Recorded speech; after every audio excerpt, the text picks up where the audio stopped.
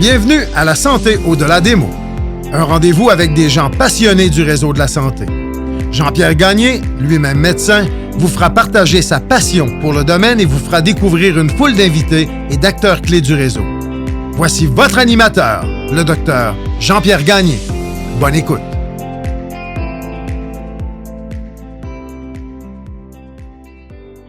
Je reçois cette semaine Maître Jean-François Leroux de l'étude Medlégale à Montréal. J'ai reçu Jean-François à quelques reprises dans le passé et chaque entretien a été extrêmement intéressant. Maître Leroux a été procureur dans la cause Gladue-Truchon qui date de 2019. Cet arrêt très important du droit québécois est venu modifier les règles entourant l'accès à l'aide médicale à mourir pour les gens souffrant d'une maladie chronique. En effet, le jugement concernant M. Truchon et Mme Gladue a rendu inopérant le critère de fin de vie prévu à la loi. C'est donc un privilège pour moi de recevoir cette semaine le grand expert qui est Maître Jean-François Leroux pour discuter des circonstances de cette décision historique. Bonne écoute.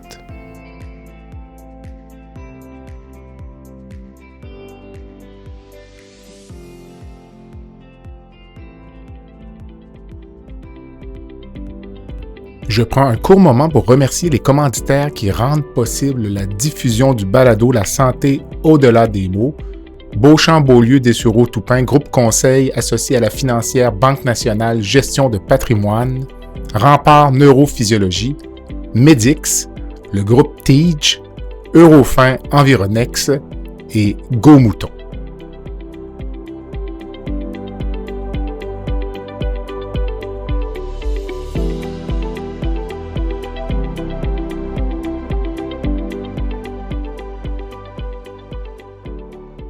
Jean-François, bonjour. Bonjour Jean-Pierre. Ça va bien? Ça va bien toi-même? Une récidive encore ce matin, donc... Récidive, ça me fait plaisir. Merci. Donc, première fois par contre en mode vidéo, donc ça devrait être très intéressant.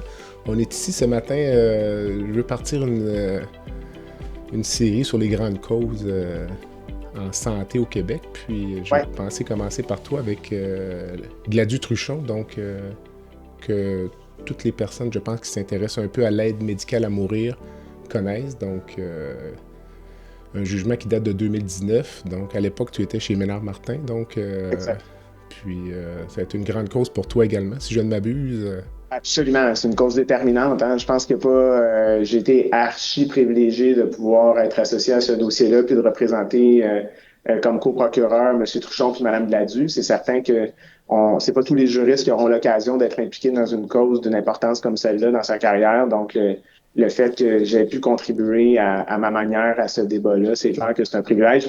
C'est c'est enrichissant sur un point de vue juridique, évidemment, mais surtout humain. Là, C'est le genre de cause qui nous habite, puis qui nous suit pour le restant de notre carrière, puis notre vie, vraiment, parce qu'on est touché puis qu'on est marqué par les gens qu'on aura rencontrés dans le cadre de ce débat-là. Tout à fait. Si tu me présentais les deux protagonistes, donc Mme Gladue dans un premier temps, qui était-elle? De quoi souffrait-elle? Absolument. Donc, on représentait deux personnes. La démarche a été initiée par Jean Truchon, à laquelle s'est joint Mme Gladue. Donc, Mme Gladue, c'est une dame qui est archi-articulée. Donc, c'est quelqu'un qui était une battante. Donc, dans son enfance, elle avait été victime de la poliomyélite. Ce pourquoi elle était hospitalisée pendant une très longue période. Elle a même éventuellement dû subir 3 chirurgies majeures au niveau de la colonne avant 10 ans.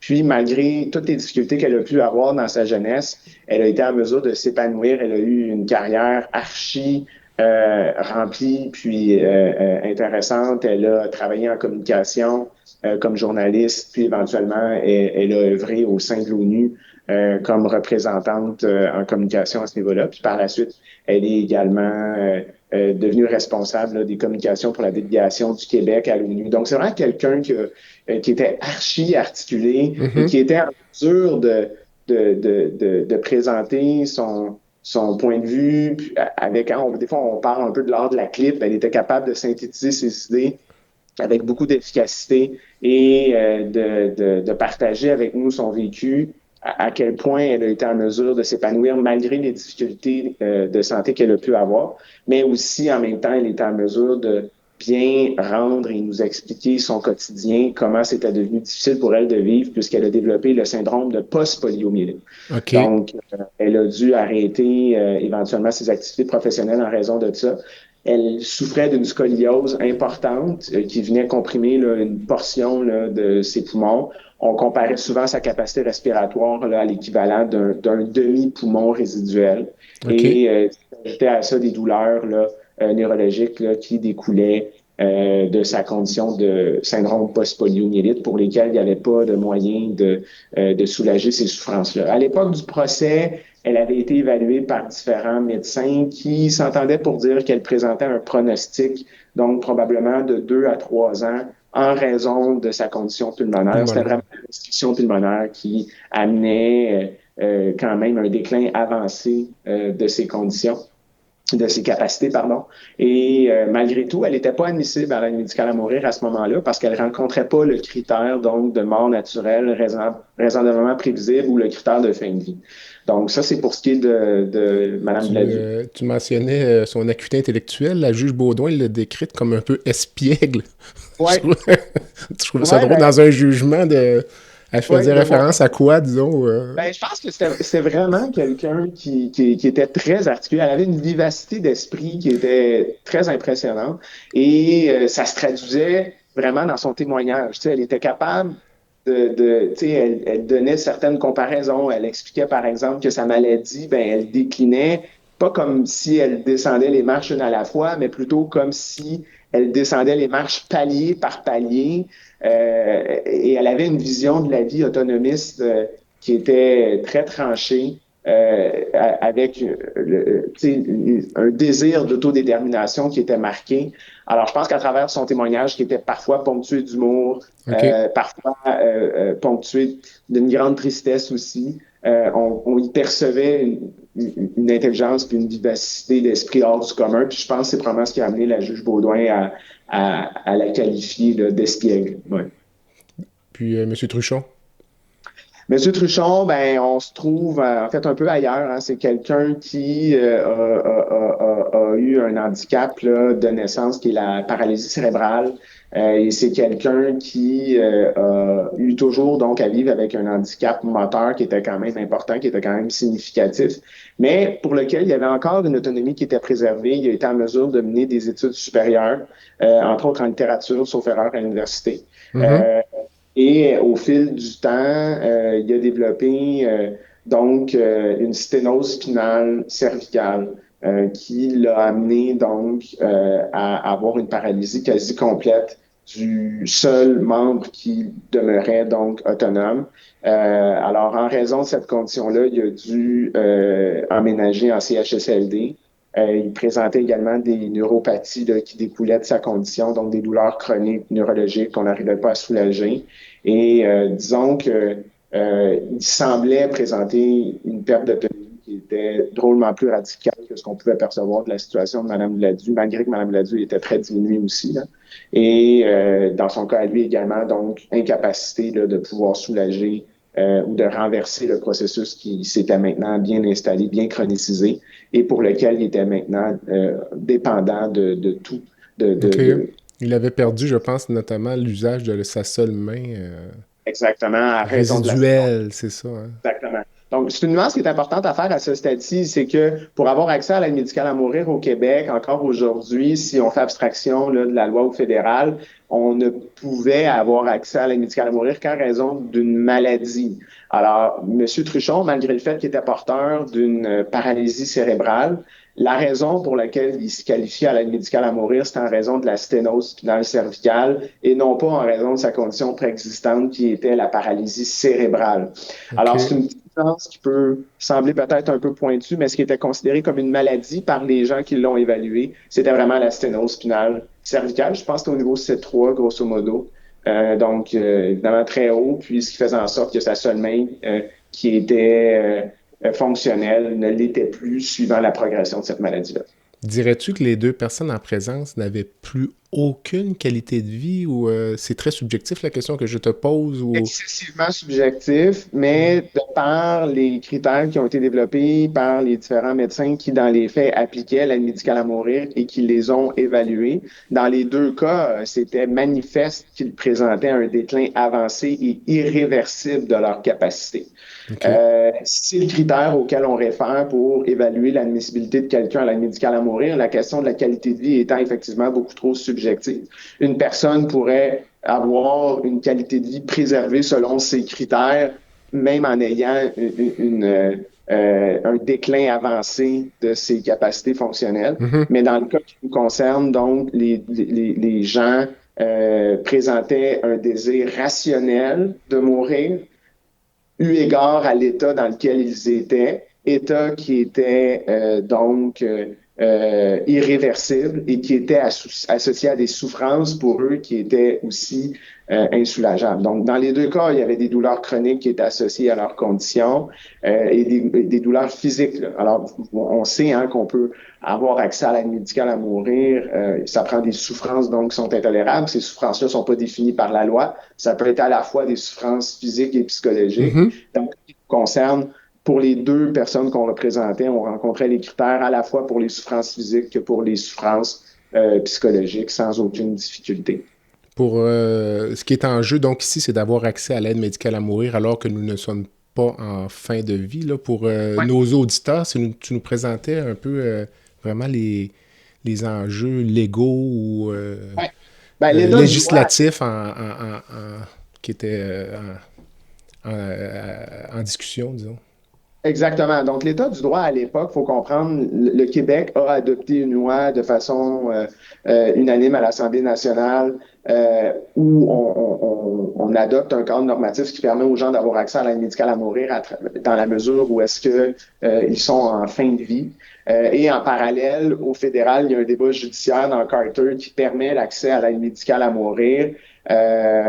Sans définir nécessairement les critères, mais on prévoit qu'au minimum, là, les gens doivent être majeurs, les personnes doivent présenter une maladie grave et incurable. Cette notion-là n'est pas définie et les gens doivent être aptes à consentir. Donc, mais quand on transpose ça dans une loi, le gouvernement fédéral va définir la notion de maladie grave et irrémédiable comme étant une condition qui est associée à une mort naturelle, raisonnablement prévisible. Donc, c'est le législateur qui ajoute le critère, si tu veux, de fin de vie dans sa loi, critère qui n'était pas nécessairement exigé par la Cour suprême et qui va adopter cette loi-là peu de temps après l'adoption de notre loi provinciale. Alors, ça fait en sorte que même si Carter, à la Cour suprême, n'exige pas que les gens soient dans une situation de fin de vie pour avoir accès à l'aide médicale à mourir, les lois qui encadrent l'aide médicale à mourir à l'époque, donc, exigent ce critère-là. Et c'est la raison pour laquelle, donc, les gens qu'on représente à l'époque décident de saisir les tribunaux pour avoir accès aux mêmes droits que les autres citoyens qui, dans les faits, présentent des souffrances graves et intolérables qui sont majeures puis qui sont aptes à consentir pour pouvoir décider par eux-mêmes à partir de quand ils pourront mettre un terme à leur jour dans la mesure où est-ce que c'est un soin approprié légalement à la condition. Puis juste peut-être pour aussi préciser, il n'y a pas eu de débat contradictoire sur la situation des gens qu'on représentait. Donc, que ce soit pour M. Truchon ou que ce soit pour Mme Gladu, il n'y a eu aucune preuve contradictoire qui a été administrée sur leur état. Donc, toutes les parties en présence, y compris le procureur général du Canada et du Québec, reconnaissaient que ces gens-là rencontraient tous les critères pour avoir accès à l'aide médicale à mourir, à l'exception du critère de fin de vie qui est exigé par les deux lois. Donc, oui, ça prenait des gens pour porter cette cause-là et accepter de renoncer à leur vie privée pour être en mesure de débattre de leur situation devant le tribunal. Leurs conditions auraient pu faire l'objet d'un débat, à savoir est-ce qu'ils rencontrent ou non le critère de fin de vie, est-ce qu'ils sont vraiment en présence de souffrances intolérables, est-ce qu'ils ont vraiment un déclin de leur capacité. Et ce débat-là n'a jamais eu lieu. Tant l'expert mandaté par les gouvernements que nos propres experts étaient tous unanimes quant à l'évaluation de leurs conditions.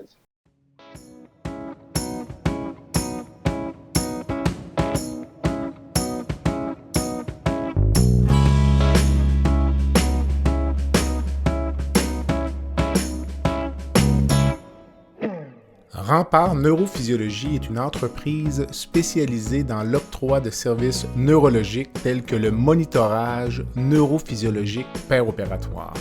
Plusieurs chirurgies comportent des risques de complications neurologiques graves, mais avec Rempart, ces complications sont réduites à moins de 1%. Rempart est votre ange gardien en salle d'opération. Rempart, c'est aussi des services volants en électrophysiologie médicale. Pour les besoins particuliers de votre hôpital, votre clinique ou votre centre de soins, contactez Rempart Neurophysiologie à info@rempartneuro.ca. C'est à info@rempartneuro.ca. La loi québécoise, elle, finalement, le critère de fin de vie de la loi québécoise, c'est un peu une résultante de la loi fédérale ou comment? Au contraire, parce que Okay.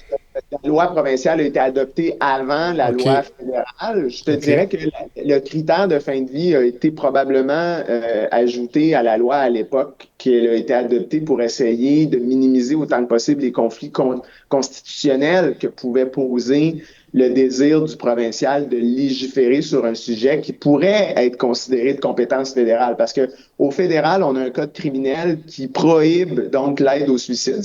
Le code criminel définit l'aide au suicide comme étant un crime, évidemment. Alors, comment qu'on pouvait au Québec légiférer dans notre domaine de compétence qui est la santé sans empiéter sur le terrain du fédéral? Alors, le Québec a décidé donc de créer une loi concernant les soins de fin de vie. Alors, c'est en définissant l'aide médicale à mourir comme étant un soin de fin de vie. Alors, par définition, ça devait être associé à la notion de fin de vie pour être considéré comme un soin de fin de vie. Je pense que c'était une façon très ingénieuse puis habile de légiférer dans notre cours sans faire l'objet d'attaques constitutionnelles éventuelles. Alors, c'est la raison, je pense, pour laquelle ce critère-là a été ajouté au Québec. Fait intéressant, évidemment, c'est que le barreau du Québec lui-même, au moment où cette loi-là a été adoptée, estimait qu'on ne devait pas limiter l'accès à l'aide médicale à mourir aux gens qui étaient en fin de vie, là. Avant même Carter, avant même le débat qu'on a fait, le barreau avait pris position pour dire que c'était trop restrictif. Mais on était conscient que ça diminuait par ailleurs les chances d'une attaque constitutionnelle. Dis-moi, les gens qui étaient en face de vous, leur principal argument, est-ce que c'était de protéger les individus contre eux-mêmes ou le concept des personnes vulnérables? Parce que ça me rappelait le paternalisme médical des années du milieu du siècle, disons. Ça ressemble beaucoup à ça. Un coup que l'analyse a été terminée, je pourrais élaborer davantage là-dessus, mais à la base, quand on fait un débat constitutionnel, qu'on attaque la constitutionnalité d'une loi, la première chose qu'il faut faire, c'est se questionner sur l'intention du législateur. Donc, qu'est-ce que le législateur avait en tête en légiférant dans ce domaine-là? Et il y a donc des objectifs qu'on va retrouver au début de chaque loi en préambule pour nous expliquer c'est quoi l'idée. Le texte qu'on s'apprête à lire vise à répondre à quel enjeu de société. Et dans le débat portant sur la constitutionnalité du critère, on se rend compte qu'il y a beaucoup de choses dans le préambule. Et ça a été une des tâches de la juge Beaudoin, c'était de définir c'était quoi la vraie intention derrière toutes celles qui sont énumérées, envers lesquelles on peut pas être en désaccord. Alors, quand le gouvernement nous dit en préambule dans sa loi que le suicide constitue un enjeu de société puis qu'il faut déployer tous les ressources nécessaires pour prévenir le suicide, on peut pas être contre ça, là. Alors, c'est évident que ça, c'est louable comme objectif. Un autre objectif, c'est d'affirmer la valeur inhérente de chaque vie humaine et éviter d'encourager des perceptions négatives face au handicap. On peut pas être contre ça non plus. Mais est-ce que c'est vraiment ça l'objectif du législateur en adoptant le critère de fin de vie? Alors, un coup que le tribunal, dans notre décision, a analysé les différents objectifs législatifs, là, le tribunal tente de dégager vraiment le seul et réel objectif associé à la mesure qui est attaquée. Et dans le cas qui nous concerne, ce qui ressortait, c'était que l'objectif du législateur, c'était de protéger les personnes vulnérables, sans pour autant les définir. Alors ça, c'est important. Le législateur lui-même n'a jamais défini dans sa loi les gens qu'il souhaitait protéger parce que tous et chacun peut avoir finalement sa définition de ce qu'est une personne vulnérable ou non. Mais essentiellement, le législateur, ce qu'il souhaitait, c'est de protéger les personnes vulnérables d'avoir accès à l'aide médicale à mourir dans un moment de détresse. OK. Alors, le législateur craignait que des gens, dans une certaine spontanéité, formulent une demande d'aide médicale à mourir, passent à travers le processus d'évaluation rigoureux qu'on connaît et qu'ultimement aient accès à l'aide médicale à mourir alors que ça reflète peut-être pas nécessairement leurs réelles intentions. Et c'était OK. ça la crainte du législateur et c'est encore ça la crainte du législateur puisque vous allez retrouver ce type d'objectif-là à peu près dans toutes les lois qui sont adoptées en cette matière-là, dont les plus récentes qui ont été adoptées, par exemple, pour reconduire là, les délais pour avoir accès à l'aide médicale à mourir, entre autres pour les gens qui souffrent uniquement de problèmes de santé mentale. D'accord. Alors, j'avais sorti un extrait du jugement. Donc, lorsque le ministre de la Justice disait en 2016, nous avons écouté ceux qui disent que permettre l'aide médicale à mourir pour mettre fin aux souffrances d'une personne dont la vie n'est pas menacée, plutôt que de permettre uniquement pour atténuer des souffrances d'un mourant, exposera de plus grands risques des personnes déjà vulnérables. C'était ça à Ouais. l'époque, la crainte. C'était ça.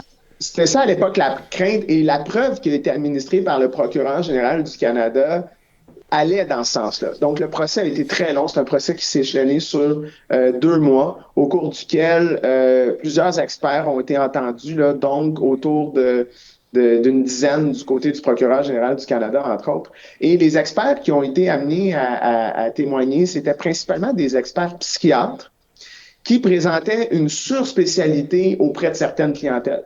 Donc, on a entendu, par exemple, des experts psychiatres surspécialisés dans la clientèle gériatrique. On a entendu des experts psychiatres surspécialisés dans le traitement des populations autochtones ou des anciens militaires. Mhm. On a entendu des experts psychiatres spécialisés en matière de contagion suicidaire, par exemple. Et tous ces gens-là, ce qu'ils tentaient de venir expliquer au tribunal, c'est qu'il existe des groupes de la population qui peuvent être qualifiés de vulnérables, donc que ce soit les personnes âgées, les anciens combattants, les gens autochtones, qui eux-mêmes vont présenter statistiquement des enjeux associés au suicide qui sont peut-être disproportionnés par rapport à d'autres parties de la population. Et donc, le fédéral tentait de libeller ces groupes-là comme étant des groupes de la population qui sont vulnérables, qu'on doit tenter de protéger en limitant l'accès à l'aide médicale à mourir aux gens qui sont en fin de vie. Et ce qui est intéressant dans les débats parlementaires, entre autres, c'est qu'on retrouve des citations des différents ministres à l'époque, que ce soit ministre de la Justice ou ministre de la Santé, je me souviens pas, où on mentionne clairement qu'une des façons de soustraire les gens qui ont des problèmes de santé mentale du régime de l'aide médicale à mourir, c'est Mhm. d'ajouter le critère de fin de vie. Donc, OK. un des objectifs, on ne souhaitait pas discriminer cette clientèle, ce groupe de patients-là, j'imagine, par peur de débats constitutionnels aussi. Mais une des façons d'exclure les gens qui ont uniquement un problème de santé mentale, si on ne l'écrit pas de façon livresse comme ça dans une loi qui correspond sans aucun doute à de la discrimination, ben, c'est d'ajouter le critère de fin de vie. Et dans cette citation-là que tu cites dans d'autres extraits des débats parlementaires, on va aussi loin que ça, que de dire, ben oui, regardez, c'est vrai que si on enlève le critère de fin de vie, les gens qui ont des problèmes de santé mentale pourraient avoir accès à l'aide médicale à Mhm. mourir. Donc, comment on peut les exclure? Ben, une des façons de les exclure, c'est de maintenir ce critère-là. Alors, L'autre c'est une des façon, raisons pour lesquelles le critère est resté. l'autre façon, c'est de dire aussi qu'aux fins d'application de la loi, la maladie mentale n'est pas une maladie.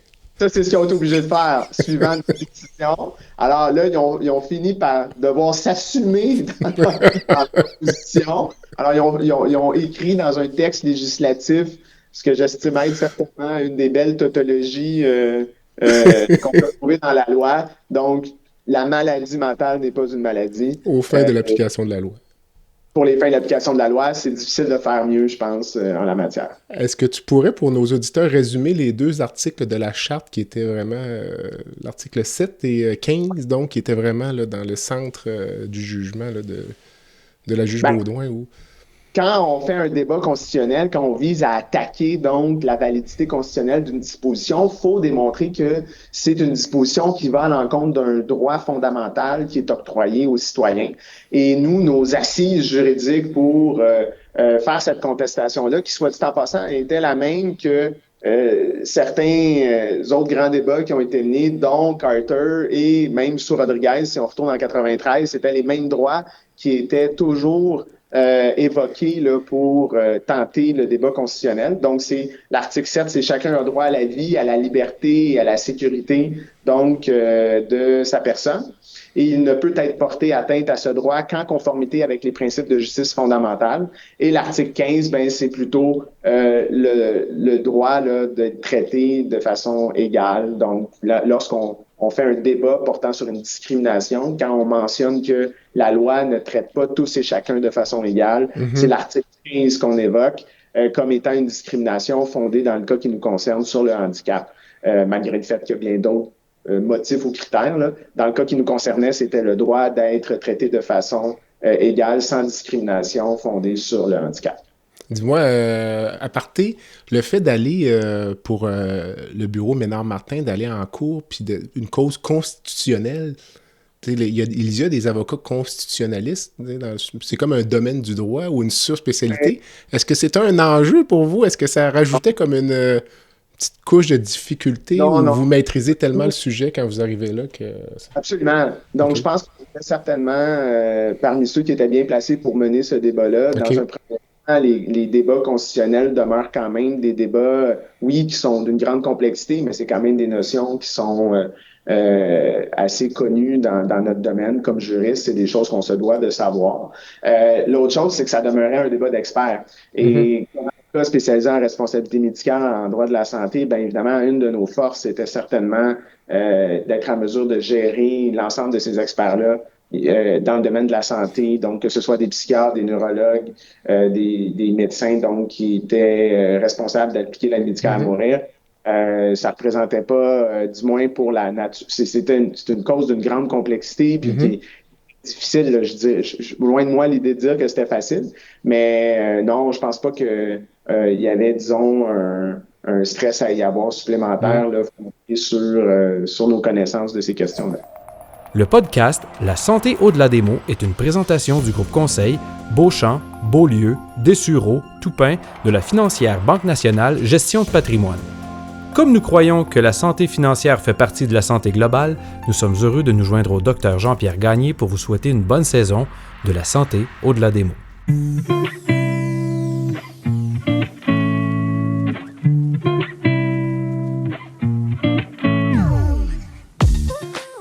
Fer et Velours est une entreprise de Québec spécialisée dans la location de mobilier vintage et création d'ambiance. Nous vous proposons une offre de service à la carte et selon vos besoins.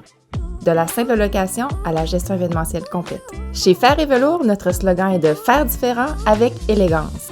Visitez notre site web au www.fervelours.com. Au plaisir de vous rencontrer.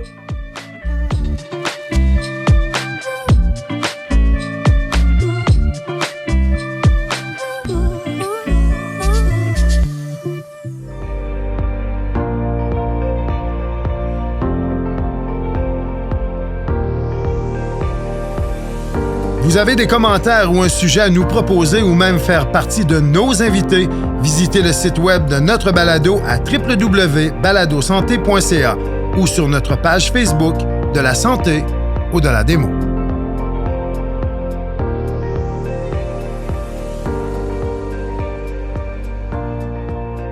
Comme profane, quand je regarde l'article 15, ça se comprend bien. Là, la loi ne fait exception de personne malgré les déficiences mentales ou physiques. Donc ça, c'est très clair.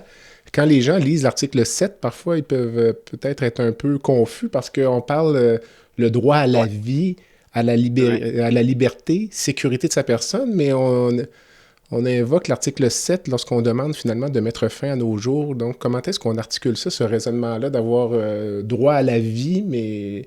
Moi, je veux plutôt mourir. C'est quoi le... Oui, effectivement, ça peut sembler contradictoire, ça ne l'est pas, pour deux raisons. La première, on peut isoler la notion donc du droit à la liberté, d'abord. Donc, le droit à la liberté est reconnu par les tribunaux comme étant le droit de pouvoir prendre des décisions d'importance fondamentale pour soi-même.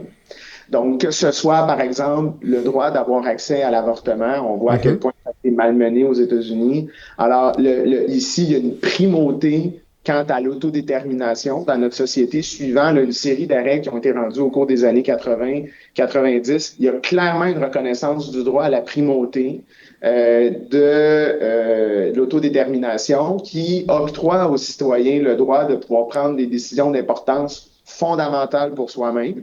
Et la manière et le moment où on va mourir est considéré comme étant donc un droit d'importance fondamentale pour soi-même. Et c'est très confrontant de voir que récemment, donc, du côté des États-Unis, qui n'ont pas nécessairement les mêmes dispositions, mais qui quand même doivent réfléchir aux mêmes questions, en sont venus à la décision de hiérarchiser ces droits-là de façon différente, où clairement, la notion donc du droit à la vie, ou du moins la vie, semble avoir donc primauté au détriment là, du droit de pouvoir, pour les femmes de pouvoir prendre des décisions d'importance fondamentale pour elles-mêmes. Donc, le droit à la liberté est bien articulé puis bien reconnu dans ce contexte-là. Donc, ça, pour nous, on pouvait se saisir de cette poignée-là.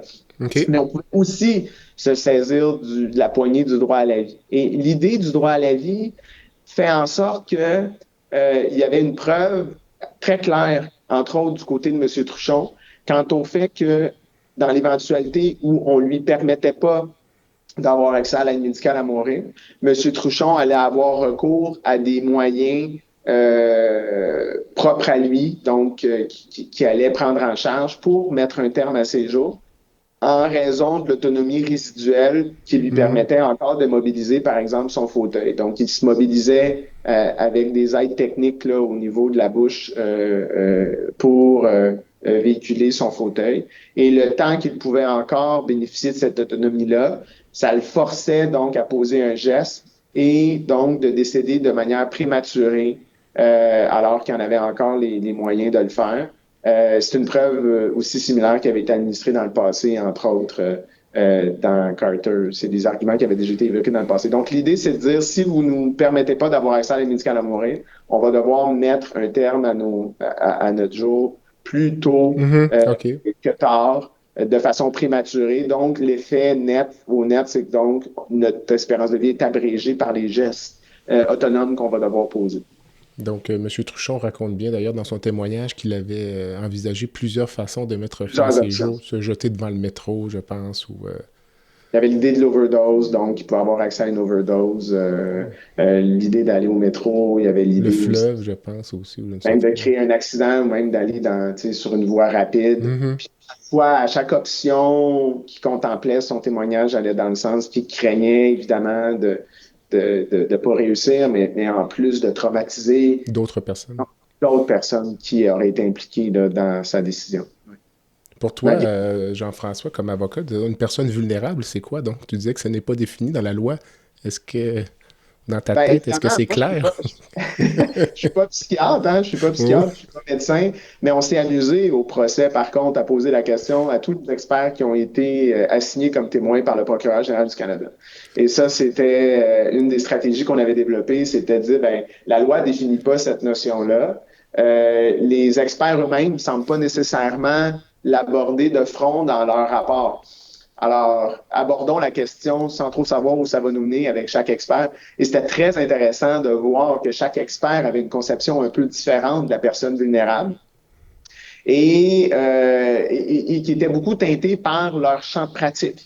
Alors, pour l'expert géronto-psychiatre, bien évidemment, la personne vulnérable, c'était peut-être davantage une personne âgée qui a pas beaucoup de soutien dans son entourage, qui a un réseau social plutôt ténu, qui peut avoir des difficultés cognitives. Alors, et là, si on se tournait vers un autre expert, ça pouvait être d'autres choses. Donc, chacun y allait un peu de sa propre conception. Puis, le tribunal devait s'éloigner de ces conceptions individuelles-là pour essayer d'en dégager un sens plus juridique. Et je pense que la seule conception qu'on pouvait avoir, eu égard au débat qu'on faisait de la personne vulnérable, ça ne pouvait être que la personne qui est inapte à consentir aux soins. Okay. Donc, par définition, une personne qui est apte à consentir aux soins a le droit de prendre toutes les décisions qu'elle le souhaite, incluant les mauvaises décisions pour elle-même. Et à partir de ce moment-là, il n'y a pas un tribunal qui peut s'immiscer dans le processus décisionnel. On a des exemples très, très, très criants et difficiles parfois dans les médias, entre autres au niveau du refus de transfusion sanguine, qui peuvent mener à des décès alors que la personne, on peut se questionner à savoir si elle a pu être influencée dans des pratiques religieuses ou des choses comme ça, mais au final, on va respecter cette décision-là, même si au final, une simple transfusion aurait pu renverser le processus. Alors, donc, il n'y a pas de paternalisme médical et il n'y a pas de paternalisme juridique dans l'appréciation du bien fondé de la décision qui est prise par le patient. On va cesser la réflexion dès qu'on arrivera à la conclusion que la personne est apte. Et si la personne elle est apte, on va se devoir de respecter sa décision. Donc, partant de là, pour nous, considérant le débat qu'on avait à faire, la personne vulnérable ne pouvait pas être des groupes populationnels. La personne vulnérable devait être évaluée à la pièce et ça devait être la personne qui est inapte à consentir aux soins. C'est ce que la juge a retenu comme définition également. OK. Dis-moi, penses-tu qu'on va encore voir au Québec un jour des gens se laisser mourir de faim? Comme on a vu dans le passé, parce qu'il y a encore certaines failles, là. On parlait de maladies mentales, l'aide médicale à mourir chez les mineurs, ça peut être un enjeu, je pense. On en a déjà discuté ensemble. Les directives médicales anticipées aussi, là, on est dans une période de latence, donc... Dans la loi concernant les soins de fin de vie, il y a une disposition très claire qui prévoit que n'importe qui refuse des services ou des soins qui sont requis pour le maintenir en vie a le droit d'avoir accès à des soins de fin de vie. Donc, ce que ça fait, ce que ça crée, c'est qu'une personne qui décide de cesser des soins relatifs à l'alimentation ou à l'hydratation pourra se qualifier néanmoins pour avoir accès à l'aide médicale à mourir. Nonobstant le diagnostic. Nonobstant le diagnostic, nonobstant le contexte. Okay? Donc, à partir du moment où est-ce qu'une personne refuse ces soins-là, si tant est qu'elle est dans un continuum de soins et que ça devient un soin approprié alors qu'elle rencontre les autres critères, là. Donc le critère d'être majeur, le critère de présenter une maladie qui est grave et incurable, le critère de présenter donc un déclin avancé et irréversible de ses capacités, cette personne-là va donc se qualifier pour devenir admissible à l'aide médicale à mourir à partir du moment où est-ce que on aura donc initié un processus de jeûne. Maintenant, la loi exclut spécifiquement les gens qui ont des problèmes donc de santé mentale. Alors ça peut causer un problème à ce niveau-là. Mais je pense que ça peut continuer à exister dans différents contextes pour différentes raisons. Mais je pense que autant que c'était un phénomène qui était marginal auparavant, autant que ça l'est davantage, je pense, depuis les lois qui ont été adoptées en matière de fin de vie. Et lorsqu'on aura atteint un système, je pense, équilibré et qui sera cristallisé, parce que ce système-là, je pense qu'il n'est pas encore cristallisé, mais un jour, ça va se cristalliser. Et lorsque ce sera cristallisé, j'ai l'impression que ce phénomène-là, j'ose croire, sera quasiment disparu complètement. Dans l'hypothèse où ce serait un mineur qui arrête de manger, là, qu'est-ce qui se passerait? Puis les parents seraient en accord avec cette démarche-là? Ou, en fait, dans le cas du mineur, donc le mineur ne peut pas prendre de mauvaises décisions donc ça peut toujours être renversé par un tribunal. De la même façon, par exemple, que le tribunal peut forcer les transfusions sanguines chez les mineurs. C'est récurrent dans la jurisprudence, là. Donc, l'ensemble de la jurisprudence va dans le même sens. Si les parents ou le majeur, donc de 14 ans et plus, ou le mineur mature, formule un refus de traitement alors que l'équipe traitante est en désaccord avec ce refus-là, le tribunal va toujours forcer les soins dans la mesure où ça va dans son meilleur intérêt. Mais dans le cas où l'équipe traitante serait en accord avec ce refus? C'est ça. Alors, dans les cas où l'équipe traitante est en accord avec ce refus, à ce moment-là, nécessairement, il n'y aurait pas de judiciarisation, puis on se dirigerait vers une trajectoire de soins de fin de vie, de soins palliatifs. Qui exclurait l'aide médicale à mourir. Qui exclurait l'aide médicale à mourir. Donc, il y a quand même d'autres soins de fin de vie qui existent. On en parle moins. Au Québec, on est rendu autour de 7%, là, grosso modo, selon les derniers chiffres, pour les gens qui vont décéder via l'aide médicale à mourir. Mais pour tous les autres citoyens, un des plus gros progrès associés à la loi concernant les soins de fin de vie, c'est d'avoir accès à des soins palliatifs et de rendre ces soins-là exigibles par les usagers. Alors, ça concerne 93% de la population qui, eux, ont le droit d'exiger donc des soins palliatifs. Et ces soins palliatifs-là peuvent être de toutes sortes de nature, mais entre autres la sédation palliative, la sédation palliative continue ou la sédation terminale palliative continue existe pour des cas associés à des souffrances réfractaires qu'on n'arrive pas à soulager et pour qui l'aide médicale à mourir n'est pas possible, soit parce que les gens sont pas aptes à consentir ou parce qu'ils ne rendent compte pas des autres critères, dont celui de la majorité, par exemple.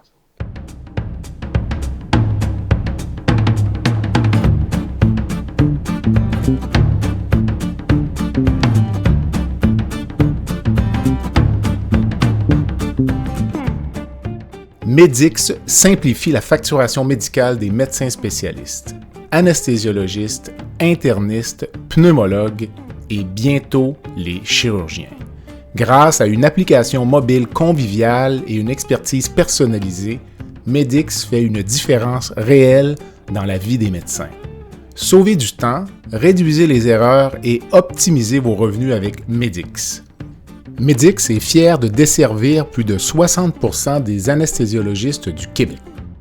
Pour toute question, n'hésitez pas à visiter notre site web à www.medix.com www.medyx.com ou téléphonez au 514-548-2500.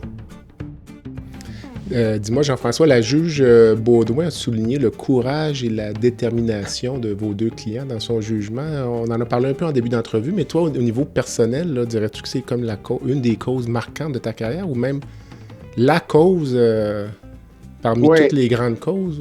Oui, j'ai eu quand même la chance d'être impliqué dans plein de super dossiers qui nous définissent comme professionnels puis comme individus. J'ai fait plein de rencontres marquantes, certainement dans ma pratique au niveau des différentes victimes d'aide médicale à mourir que j'ai pu représenter. Par contre, tous les litiges que j'ai pu faire dans la grande majorité des cas, c'est des litiges qui permettent d'obtenir un résultat pour des personnes sur une base individuelle. La décision de la Dutruchon, elle a ceci de particulier, que ça a amené à un changement social qui continue d'avoir des répercussions aujourd'hui qu'on arrive peut-être même pas encore tout à fait à bien comprendre. Quand on regarde, par exemple, l'augmentation des taux, on est rendu donc à un taux de 7% pour avoir accès à l'aide médicale à mourir, alors que dans les sociétés qu'on appelle matures en matière d'aide médicale à mourir, on tournait plutôt autour de 5% là, dans les pays du Benelux. Qui pourtant ont cette pratique-là depuis plusieurs années. Fait que je pense que ça va être intéressant de voir un peu. Il y a un comité, je pense, qui a été créé ou qui sera sous peu là, avec Mme McCann pour essayer de mieux comprendre le phénomène. Puis c'est quoi qui fait en sorte qu'on est dans cette mouvance-là. Je crois pas à la théorie de la pente glissante, là, soit dit en passant. Je pense pas qu'il y a de dérive dans la mesure où est-ce que chaque cas est révisé par la commission des soins de fin de vie. Puis à chaque fois, on estime que tous les critères sont rencontrés, sauf quelques petites exceptions ici et là, mais qui ne concernent jamais le consentement. Donc, la commission n'est pas arrivée encore à la conclusion qu'il y a des dérives en matière d'évaluation de l'aptitude à consentir.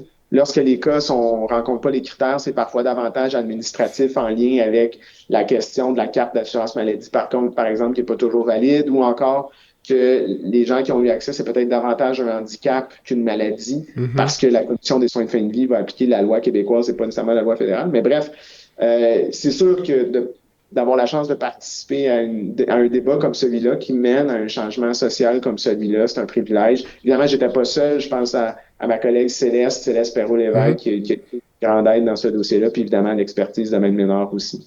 Donc, alors, c'est vraiment, ça reste évidemment marquant, c'est quelque chose qui va m'accompagner. Il y a une suite à ça, on a fait toute une série de décisions d'exemption constitutionnelle où est-ce que ça n'a pas été médiatisé, mais on a représenté des gens à la pièce qui souhaitaient avoir accès à l'aide médicale à mourir à la suite de l'affaire de la Dutruchon et il ne pouvait pas y avoir accès avant que la loi soit adoptée. Donc, pendant cette période-là, on a représenté plus qu'une dizaine de personnes là, sur une base individuelle pour les accompagner. Et à chaque fois, ça a été très difficile là, d'un point de vue, je te dirais, humain, un privilège à la fois. J'ai eu des messages, tu sais, de gens, des fois même laissés sur ma boîte vocale, comme quoi qu'ils nous remerciaient alors qu'ils s'apprêtaient à recevoir l'aide médicale à mourir. Mais alors, évidemment, moi, je suis pas médecin encore une fois, tu sais, mais alors, il y avait une charge émotive associée à ça qui était importante, qui va continuer de m'accompagner pour le restant de mes jours, c'est ça. J'ai entendu certains protagonistes mentionner qu'on pourrait se rendre à des taux, là, de mémoire, mais des taux de 30, 40, 50% de décès par aide médicale à mourir. Ça me semble un peu sceptique, je sais pas. Ça me semble élevé. Les médecins qui en pratiquent semblent croire qu'on pourrait peut-être plafonner autour de 12 à 15%. Mais semble-t-il que c'est ça. Mais de monter à 50, je sais pas. Ça reste des choix qui sont profondément individuels. Qu'est-ce que ça dit sur notre société? C'est ça la question. Je suis pas un sociologue non plus, mais ça serait intéressant de voir qu'est-ce que les gens pourront nous dire là-dessus. On dit que c'est de connaissance judiciaire, là. Fait que mais on sait qu'on est dans une société qui est peut-être davantage laïque. D'ailleurs, quand on regarde les taux d'accès à l'aide médicale à mourir au niveau régional dans le Québec, là. Donc, quand on compare par région administrative, il semble y avoir des discordances importantes en fonction des différentes cultures de certaines régions. Okay. Donc, est-ce que le volet culturel peut être un facteur? Est-ce que le volet, donc, au niveau religieux peut être un autre facteur?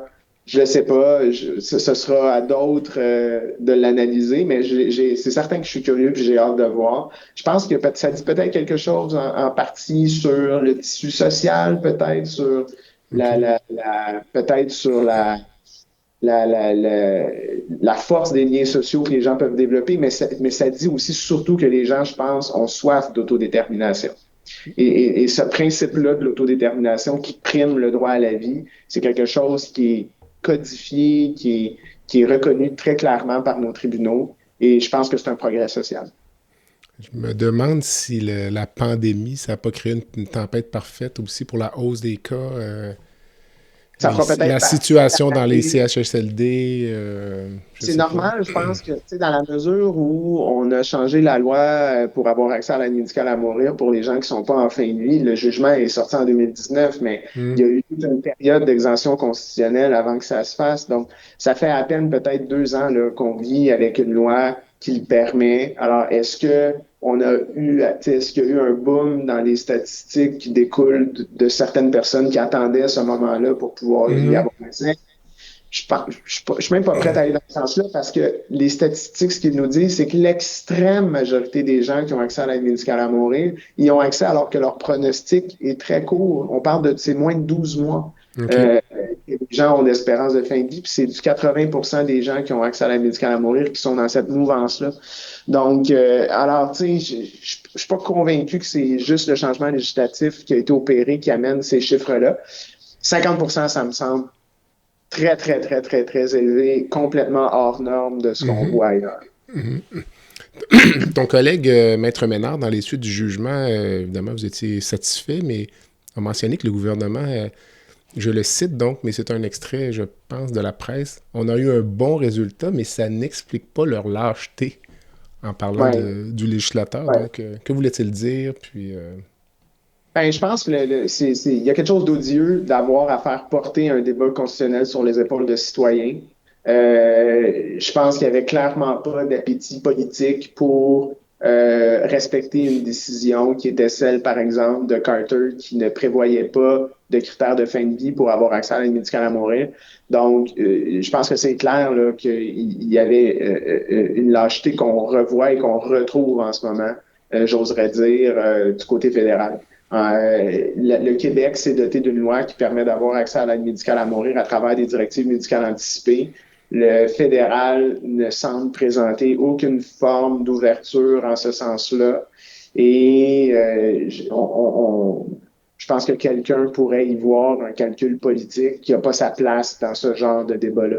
Alors, je pense que la lâcheté à laquelle Maître Ménard faisait référence, c'était probablement cette lâcheté politique-là de se rendre à l'évidence que les tribunaux ont déjà tranché à bien des égards sur ces questions-là et que ce serait tout aussi odieux que de refaire porter ce débat-là sur les épaules de citoyens qui, franchement, on sont aux prises de bien d'autres difficultés dans leur quotidien que d'avoir à se rendre à tous les jours au palais de justice. Là. M. Truchon, là, il n'y a pas, à peu près pas une journée d'audience qu'il n'a pas ratée sur les 2 mois que ça a pu durer. M. Truchon devait recevoir des services lui permettant de se mobiliser, puis de sortir de son milieu d'hébergement, de son milieu de vie en matinée. Il arrivait en fin de matinée à chaque jour en se mobilisant dans son fauteuil motorisé pour aller assister à un débat qui a été mené essentiellement en anglais parce que tous les experts assignés par le procureur général du Canada sur la question dont les psychiatres étaient tous unilingues anglophones, pour assister à ce débat-là, alors que lui-même n'était pas nécessairement non plus bilingue. T'sais. Donc, alors, il y a quelque chose de franchement épouvantable, quant à moi, de faire porter ce débat-là sur des épaules de citoyens comme ça, alors que la règle nous semble claire. Mm-hmm. Dis-moi, la suite là, pour les directives médicales anticipées, on est dans une période de latence. Oui, vraiment. Que va-t-il se passer? On est dans une période de latence et d'incertitude. Donc, on a une loi qui a été adoptée au provincial qui va clairement à l'encontre des exigences qu'on retrouve au Code criminel pour permettre médical à mourir. Donc, juste pour être clair, le Code criminel continue de criminaliser l'aide au suicide. Donc, l'aide au suicide est un crime au sens du Code criminel. D'accord. Et il y a des exceptions qui sont prévues pour que ça ne soit pas un crime. Et une des exceptions, c'est d'administrer l'aide médicale à mourir conformément au Code criminel. Et le Code criminel exige un consentement final de la personne, là, sous réserve là, d'une petite exception, là, mais essentiellement, la personne doit être apte à consentir au moment de recevoir l'aide médicale à mourir. À moins là, qu'une date ait été arrêtée auparavant et que la demande ait été formulée. Là, c'est la clause d'Audrey, là, mais essentiellement, si une personne devient inapte en raison d'une médication qu'elle pourrait prendre en raison de ses souffrances et qu'elle a été convenue qu'elle reçoive la médicale à mourir, on va quand même lui donner. Mais bref, on ne permet pas d'avoir accès à la médicale à mourir à travers des directives médicales anticipées. Donc, si cette exception-là n'est pas prévu au Code criminel, ben en théorie, le Québec permettrait une pratique qui irait à l'encontre du Code criminel. Donc, dans un contexte comme celui-là, il y a finalement 2 possibilités. Il y a une première possibilité qui est que le fédéral harmonise sa loi avec le provincial pour régler le problème, ou encore que le provincial se dote d'une exception, donc une directive qui serait donnée au directeur des poursuites criminelles, disant ben qu'il n'y a pas personne qui va être traduit dans une plainte au criminel dans l'éventualité où ce que la loi québécoise elle est respectée. Mais il y a des groupes qui pourraient facilement attaquer à tort ou à raison là, la conformité de la loi.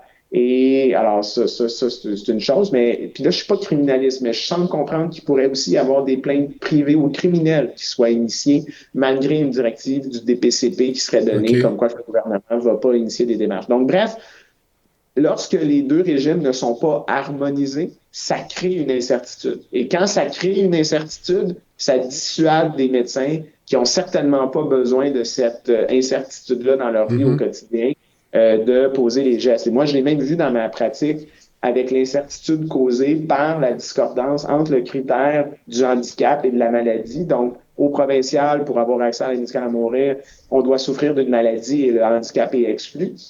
Et même si le Collège des médecins a adopté une directive dans laquelle il mentionne qu'il n'y aura pas de médecins qui seront traduits devant le comité de discipline s'ils appliquent la loi fédérale, il y a des gens qui m'ont contacté pour me questionner sur la contradiction entre les 2 lois. Et il y a des médecins qui ne souhaitent pas s'engager dans cette voie-là, tout simplement parce que le Code criminel le code, c'est-à-dire la loi provinciale ne le permet pas, puis ils craignent une réaction du collège. Donc, à chaque fois qu'il y a de l'incertitude, c'est pas une bonne chose. Et lorsqu'il y a une discordance dans les différents régimes, ben ça pourra créer éventuellement une forme d'iniquité sur le territoire du Canada, peut-être même éventuellement des formes de tourisme, chose qu'on ne souhaite pas retrouver. Donc, on ne voudrait pas qu'il y ait des citoyens du restant du Canada qui viennent ici. En théorie, la loi, la carte d'assurance maladie prévient ça. Il y a le critère qui exige donc au Québec d'avoir une carte d'assurance maladie, mais ça nourrit cette inéquité-là d'accès. Alors, je pense que ça nous prend vraiment un système qui est le même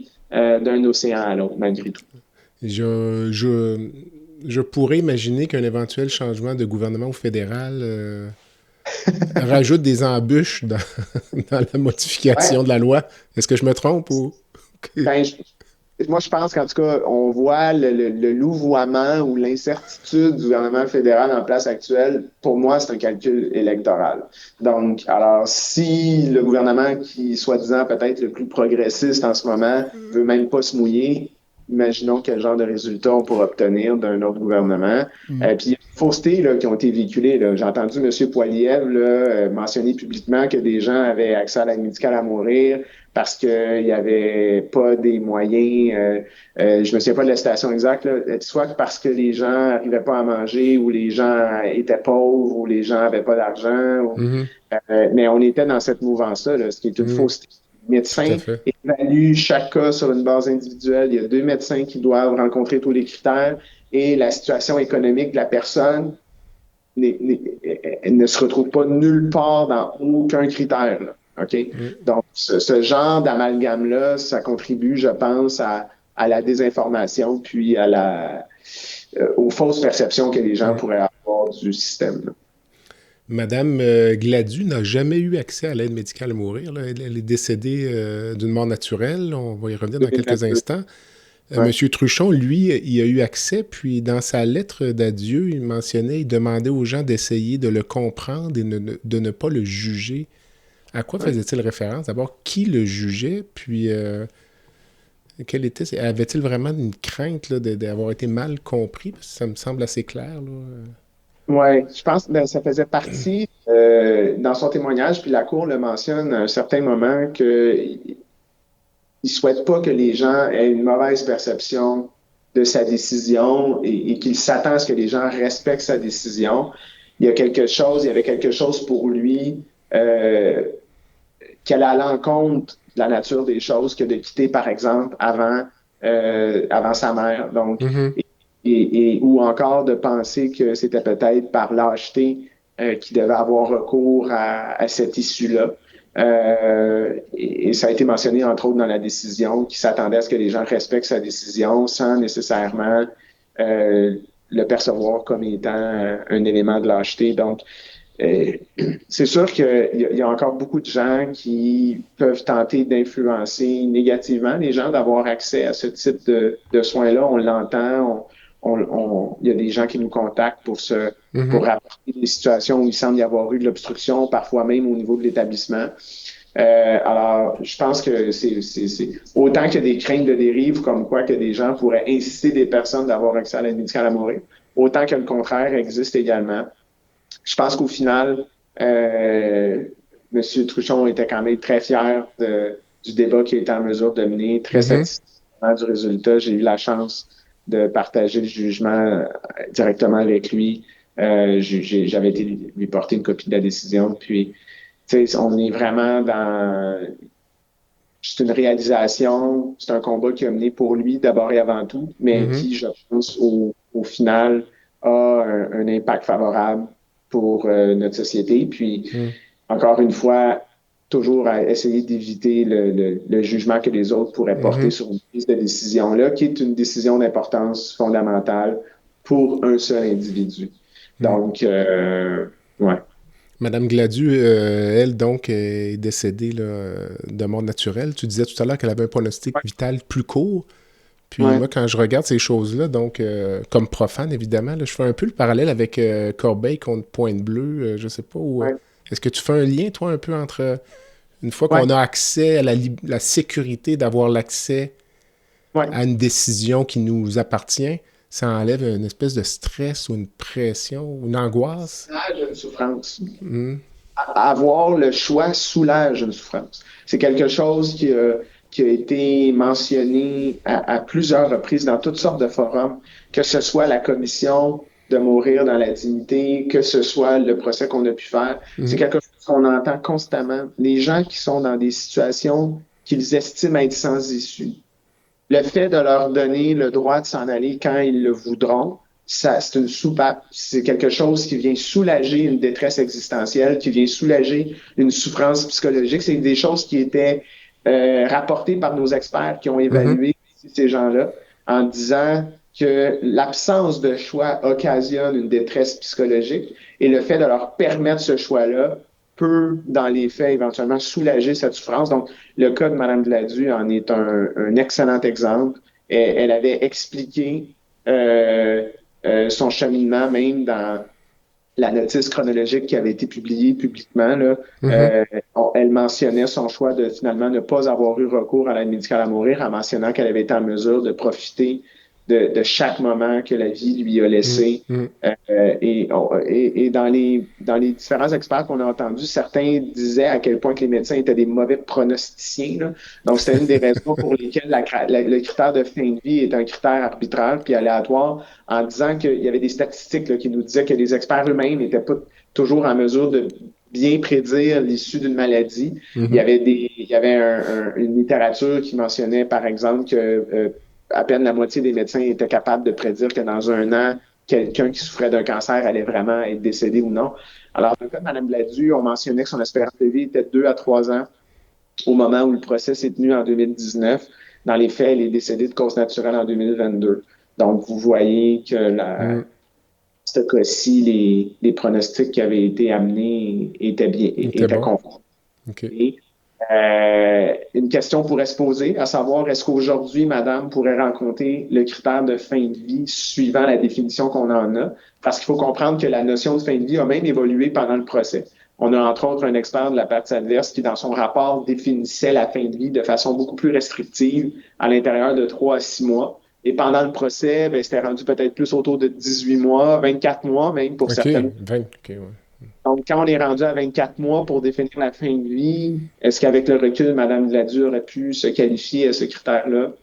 Je ne sais pas. Mais on voit quand même que dans le portrait des gens qui ont accès à l'aide médicale à mourir, ce sont tous des gens qui sont statistiquement, évidemment, beaucoup plus âgés que 60 ans.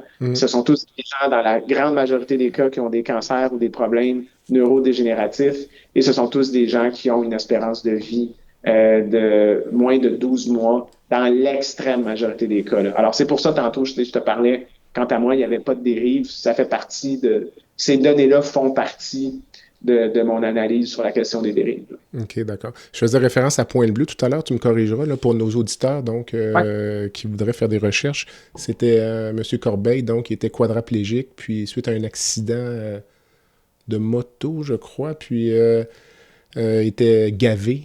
Donc, puis il avait demandé qu'on arrête son gavage et qu'on ne réinstaure pas le gavage une fois qu'il serait inconscient. Puis il avait eu gain de cause. Puis finalement, une fois qu'il a eu gain de cause, il a poursuivi sa vie. Il a fini par sortir. Il est sorti de son centre d'hébergement. Je pense que c'est une nouvelle conjointe qui était à l'époque une dame qui travaillait là ou qui visitait. Puis finalement, il a été retrouvé par les journalistes comme 20 ans ou 30 ans plus tard. Donc... C'est-à-dire que c'est la question, le droit à l'autodétermination reste quelque chose d'archi précieux pour une grande majorité des citoyens. Et lorsqu'on perçoit que ce droit-là est compromis, ben évidemment, ça va motiver les gens à prendre action. Et lorsqu'on leur redonne cette autonomie-là, ben par la suite, ils sont en mesure, je pense, de reprendre le cours des choses. Il ne faut pas se surprendre de ces choses-là. De la même façon que les gens...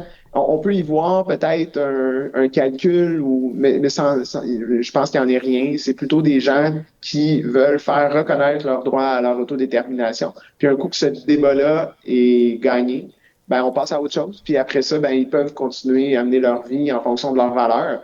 Puis le cours des choses aurait pu être différent. Madame aurait pu se ramasser dans une situation clinique qu'elle jugeait intolérable, pour laquelle elle aurait demandé ce pourquoi elle s'est battue. Cette situation-là s'est pas présentée.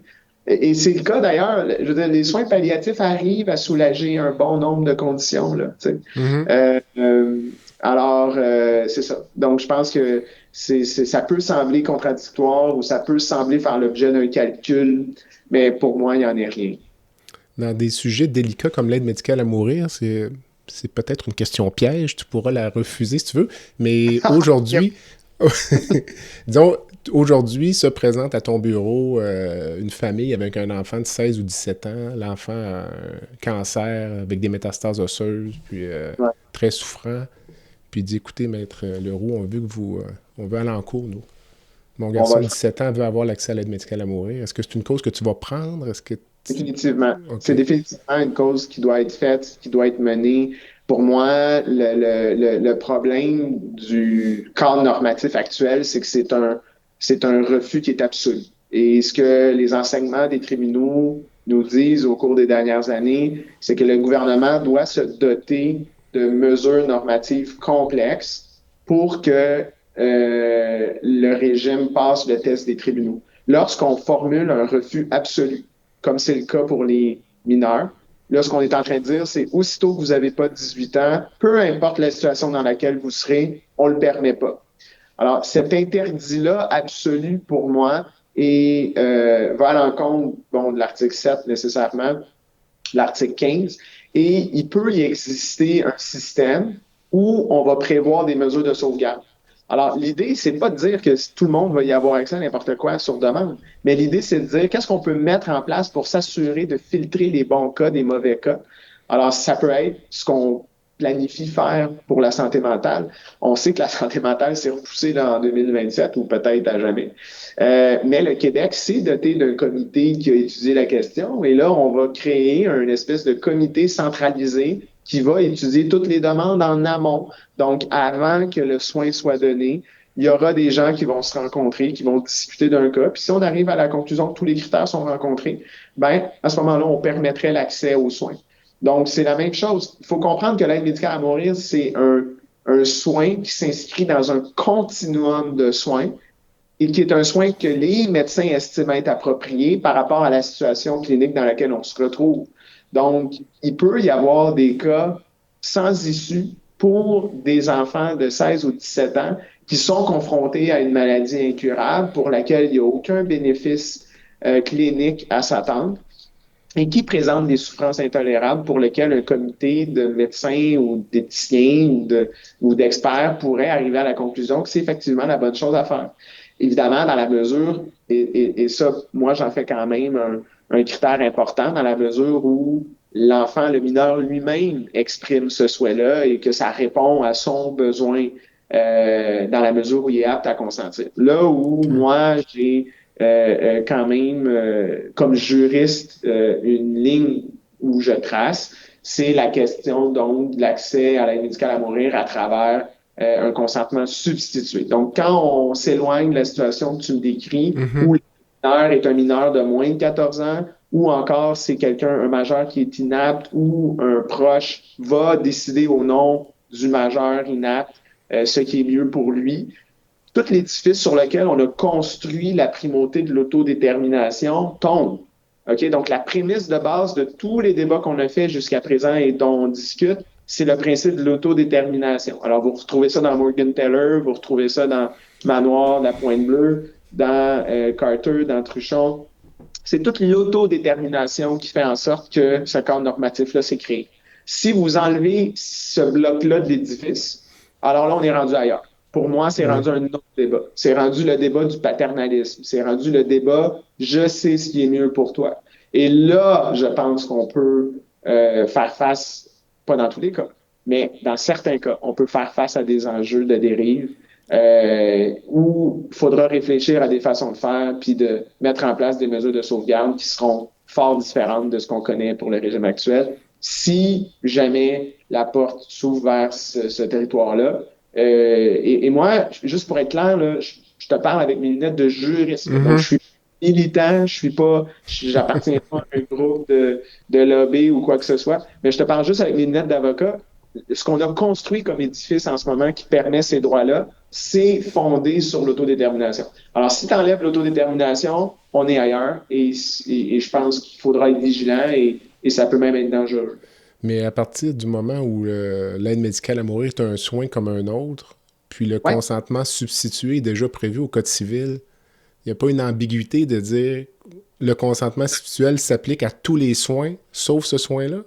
Je le comprends. Puis il y a un argument qui pourrait éventuellement être né parce qu'on en discutait. D'abord, juste pour conclure, avant de continuer sur le consentement, puis on approche la fin, mais pour ce qui est de l'aide médicale à mourir pour les mineurs, disons, là, pour l'instant, de 14 et 18 ans, pour toi, c'est une question de temps, là? Il va y avoir un recours judiciaire éventuellement?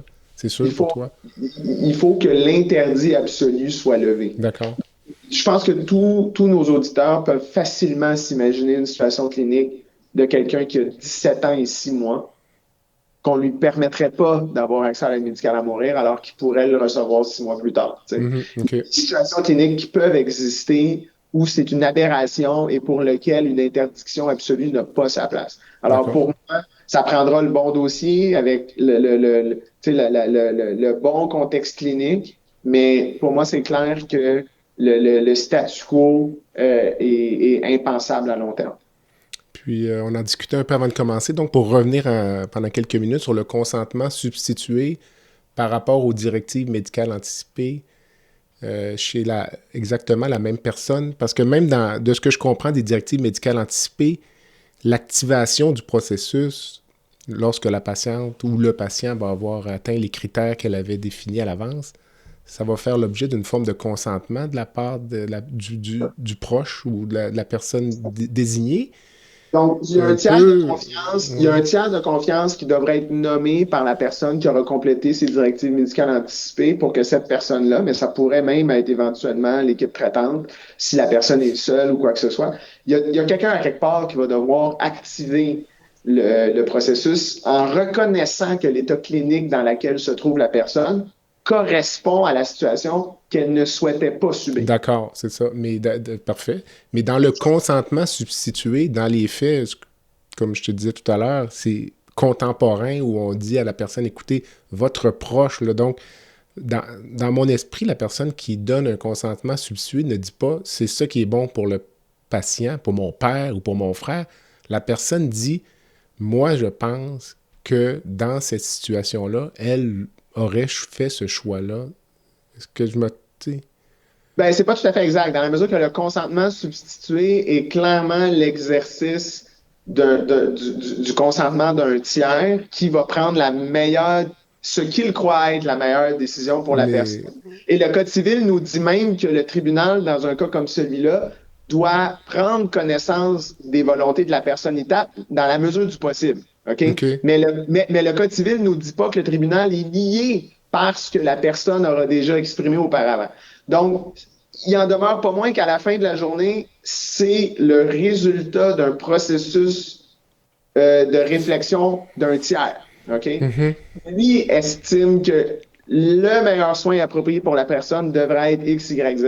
Alors que dans la directive médicale anticipée, on crée une fiction juridique suivant laquelle on présume que la personne qui a exprimé son consentement anticipé l'a fait en ayant reçu à ce moment-là toute l'information nécessaire pour que son consentement soit présumé comme étant libre et éclairé. Alors ça aussi, il y a quelque chose de particulier. Là, on n'a pas vu encore les formulaires, on connaît pas encore la mécanique, là, comment les choses vont s'articuler sur le terrain, mais on connaît la pratique des directives médicales anticipées en ce moment. Et ce qu'on en sait, c'est que moi, je peux me commander mon formulaire sur Clic Santé, pas Clic Santé, sur Clic Secure. Il y a un coup que je reçois mon formulaire, je le complète dans ma cuisine en regardant le match du Canadien. Puis, tout le monde va présumer que lorsque j'ai rempli ça, j'ai reçu toutes les informations nécessaires pour me permettre de prendre une décision libre et éclairée, même si c'est peut-être pas du tout le cas. T'sais. Alors, je sais que pour l'aide médicale à mourir, ça va être plus encadré. Il faudra que le patient ait reçu son diagnostic. Donc, il faudra que le patient ait discuté avec son équipe traitante des différentes évolutions possibles de sa maladie. T'sais, donc, il y a un paquet d'affaires qui vont devoir être encadrées puis discutées.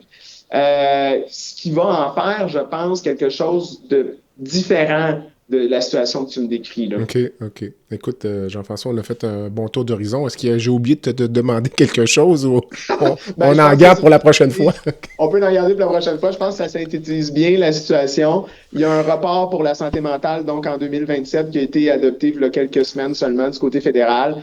Donc, il n'y aura pas de discussion sur cette question-là, au moins avant les 3 prochaines Jusqu'aux prochaines élections.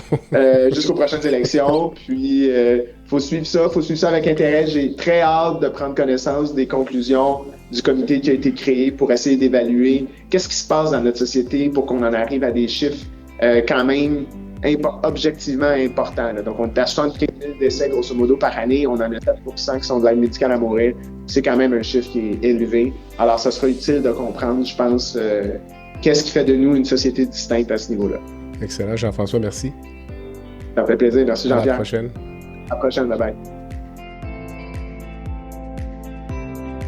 Voilà ce qui complète le balado de cette semaine. Merci d'avoir été à l'écoute et le Dr Jean-Pierre Gagné vous donne rendez-vous la semaine prochaine pour un autre épisode, La santé au-delà des mots.